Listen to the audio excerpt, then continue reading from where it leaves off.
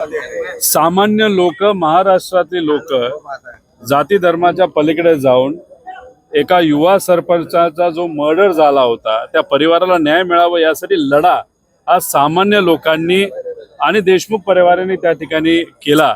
आणि हा जो परिणाम आहे, आज जे काही राजीनामा धनंजय मुंडेला द्यावा लागतोय तो त्याचाच परिणाम आहे।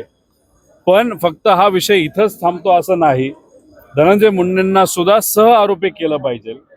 कारण का भाजपच्याच एका आमदारांनी सांगितलं होतं की जे पैसे एक्स्ट्रॉशन एका कंपनीकडनं केलं गेलं आणि हे जी सगळी मुळं तिथूनच सुरुवात होतात, ते एक्स्ट्रॉशन आणि त्या पद्धतीची बैठक कुठं झाली असेल तर धनंजय मुंडेंच्या घरी झाली होती। त्यामुळे सुरुवात तिथं झाली असेल तर सह आरोपी हे धनंजय मुंडेला केलंच पाहिजे आणि पारदर्शक पद्धतीने या सगळ्या गोष्टीचा तपास झाला पाहिजे।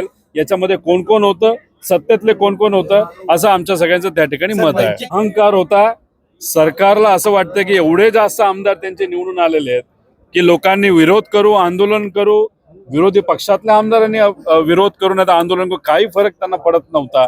पण लोकांकडनं तीव्र निषेध त्या ठिकाणी झाल्यानंतर आणि देशमुख परिवाराने जो लढा लढला त्यामुळेच सरकारला झुकावं लागलं।